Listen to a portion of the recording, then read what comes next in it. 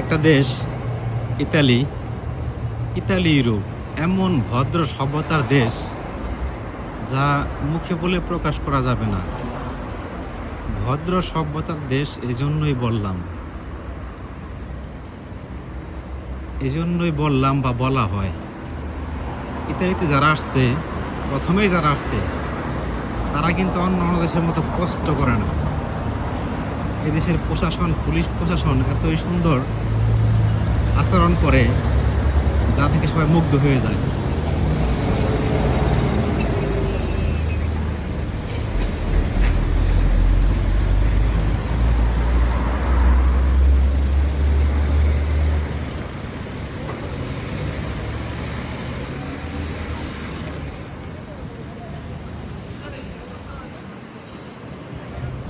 আর আমরা বাংলাদেশি মানুষ এমনটাই হই, একজনের পিছনে আরেকজন কিভাবে লাগবো, একজনকে টেনে কিভাবে নিচে নামাইবো উপরে উঠতে গেলে আমরা বাংলাদেশিরা এটাই করি। কিন্তু বাংলাদেশিরা এখানে আসলে, যখনই আসে তখন কিন্তু দেশের প্রশাসন যে একটা আদর আপ্যায়ন করে, আরব কান্ট্রির মতো না। কিন্তু আরব কান্ট্রিতে গাড়ি নিয়ে খুঁজে কখন আজনবী দেখা যায়, দেখলেই চেক করব আকাম আছে নাকি নাই, ডাইরেক্ট জেলখানা। আর এই ইউরোপে এরকম নিয়ম কারণ নাই।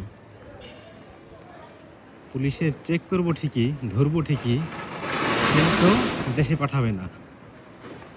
তার যাবতীয় চিকিৎসাপাতি যা লাগে সব কিছুই করে, খাবার থেকে শুরু করে সব কিছুই করে এবং কি কোনো ভালো একটা ক্যাম্পেও পাঠায়, যেখানে ভালো ভালো সংস্থা আছে, যারা ডোনার আছে, এরকম প্রবাসীদের বা গরিব দুঃখীদের সাহায্য করে, জেলখানায় ফেলায় রাখে না। যেহেতু খ্রিস্টানের দেশ, না আসলে বুঝতাম না এই খ্রিস্টানরা যে এত ভালো হয়, তা কখনোই বুঝতাম না। এরা কারো পিছনে লেগে নাই, যার যার চিন্তা সেই করে। আর আমাদের আরব কান্ট্রিতে প্রচুর পরিমাণে হিংসা। আর যারা আজনবী আছে, যারা কাজ করতে যায়, তাদেরকে তো মনে করে কুকুরের মতো।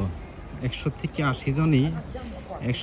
80 জন আরবি আজনবী দেখলে কুকুরের মতো মনে করে।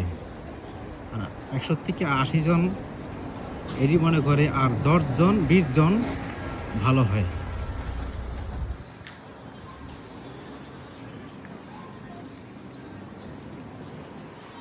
আল্লাহ তাআলা সবাই শক্তিমান, অবশ্যই ভালো থাকবেন। সবাই সবার দিক থেকে দোয়া করবেন, আমরা যেন কারো হিংসায় না পড়ি, কারো চোখে না পড়ি।